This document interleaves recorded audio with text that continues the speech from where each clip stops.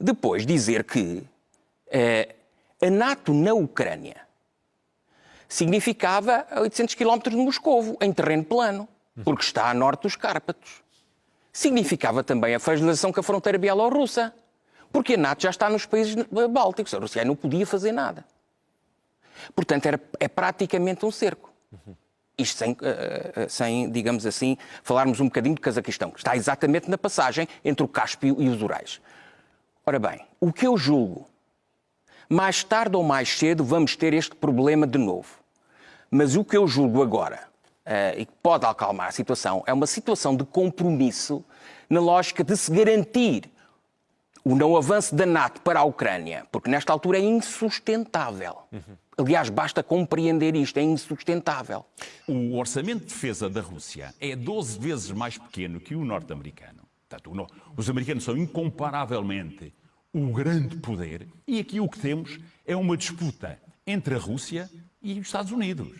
Primeiro tem uma percepção que o Ocidente está em guerra com eles há muitos anos. Depois tem uma percepção, se entrarem em guerra com a NATO, que são 30 países, e que os Estados Unidos têm uma capacidade militar incomparavelmente superior à Rússia, que perdem a guerra. Então, a forma de impedirem que a NATO, entenda-se Estados Unidos, porque a NATO é um heterónimo dos Estados Unidos, não é? A NATO é os Estados Unidos, o resto é paisagem, não é? O resto é paisagens. Onde é que está a Europa? Não era a Europa que devia estar a mediar este conflito e não a lançar gasolina? A lançar gasolina. As operações militares estão no terreno no sentido da definição de objetivos políticos. O grande objetivo político russo, o grande objetivo político russo que está aqui a ser discutido, o principal é a neutralidade da Ucrânia. É que a Ucrânia não entre para a NATO. Mas vai. Gente a morrer. Há 500 mil pessoas a sair da Ucrânia. Há armas a serem entregues a bandidos, não é? Há um país, temos neste momento uma operação, aqui não há bons, há interesses. E depois é assim, já éramos vivos, não é? Não obstante sejam jovens, mas lembram certamente da Segunda Guerra do Golfo, não é? Da primeira, havia jornalistas embedded. Depois a comunidade de jornalistas chegou à conclusão que andou a mostrar aquilo que os americanos queriam. E então, na Segunda Guerra do Golfo, os jornalistas já andaram por sua conta e a risco. Portanto, ou entramos numa guerra, digamos, que demorará uma eternidade e que os russos não querem, não é esse o objetivo, não é? E o país fica destruído e saem 5 milhões de habitantes de lá. E é isso é que devíamos estar preocupados. Era a negociar, não é? A União Europeia devia estar ali a negociar, a mediar. E não, quer dizer, está a matar G3, não é? Mas de qualquer maneira, essas... Mais grave ainda, quando depois agora começaram a dar a entender que há algum desespero por parte das forças ucranianas. Não deles, mas pelo menos dos seus líderes. Porque quando se fazem apelos, que eu acho incrível que se façam, à população civil para usar coquetéis Molotov e Kalashnikovs contra carros de combate, contra forças extremamente bem equipadas e armadas, é mandar essas pessoas para a morte. E é um sinal de e fraqueza. São civis que estão... Isso é um sinal de fraqueza, como é Até óbvio. porque não faria, Sr. Major-General, diferença no terreno. Fará não diferença? Não faz diferença quase nenhuma. E um coquetel Molotov para um destes carros de combate modernos é como, sei lá, um mosquito a picar um elefante. De maneira que não me parece que seja, na realidade, uma atitude até digna. Não tem dignidade nenhuma. Por outro lado, também, a colocação de forças, nomeadamente de artilharia, no meio das cidades, também, uma coisa é o combate urbano, outra coisa é quando pegam em meios de artilharia pesada os lança-foguetes múltiplos e os põem no meio da cidade, é quase um convite para haver baixas civis. Porque a retribuir esse fogo da artilharia vão ser destruídas casas, vão ser destruídas vidas civis. Isto, inclusivamente, não é permitido, em termos da Convenção de Genebra, que haja armas pesadas nas localidades.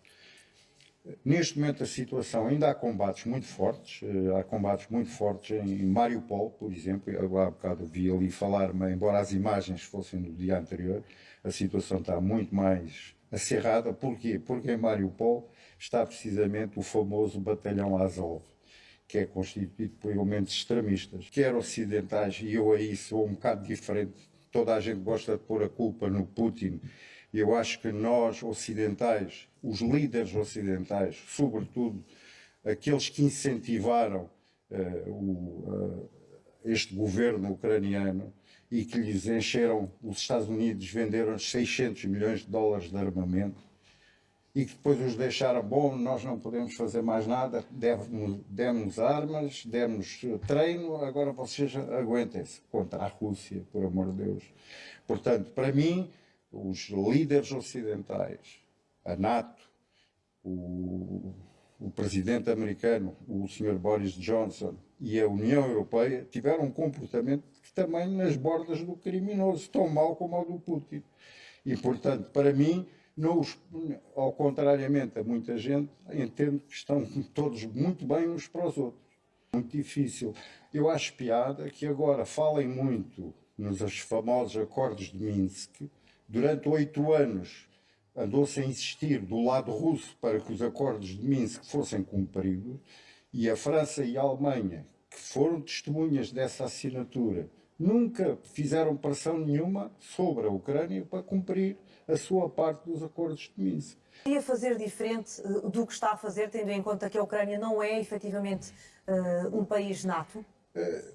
Qual é a alternativa? Entrarmos em guerra com a Rússia? Entramos em guerra com a Rússia e, se calhar, em termos militares diretos, a NATO tem capacidade para suplantar a Rússia em número de militares, em número de armamento. Mas a Rússia... Mas aí estaríamos perante uma guerra mundial. Ora, a Rússia tem armas nucleares e são armas de dissuasão. É tudo muito bonito agora. O Ocidente lava a sua consciência, diz o homem é um fascínio, é mau. Não! Eles têm uma culpa. A União Europeia tem grandes culpas. Quando ajudou a depor um presidente que tinha sido eleito, que era o presidente legítimo da Ucrânia. E agora já ninguém fala dele, não é? Mas... quem é que ajudou a depor o Yanukovych? Foram os Estados Unidos e foi a União Europeia. A senhora Catherine Ashton foi para as manifestações em Kiev. Agora não, o mau é o Putin, por amor de Deus.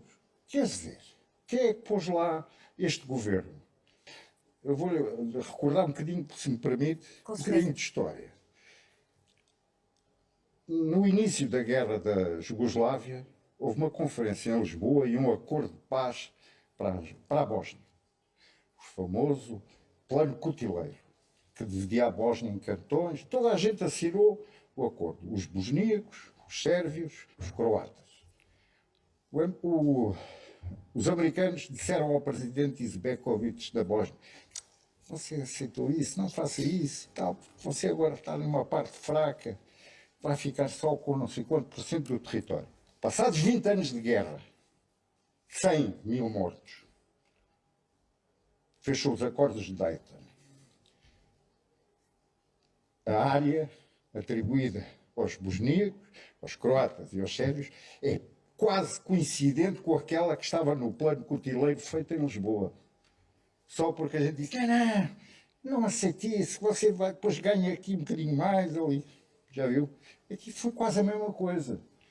Não assine isso, a gente dá-lhe armas, damos-lhe equipamento, você defende-se. Está a saber o resultado. Quem é que paga sempre estas coisas?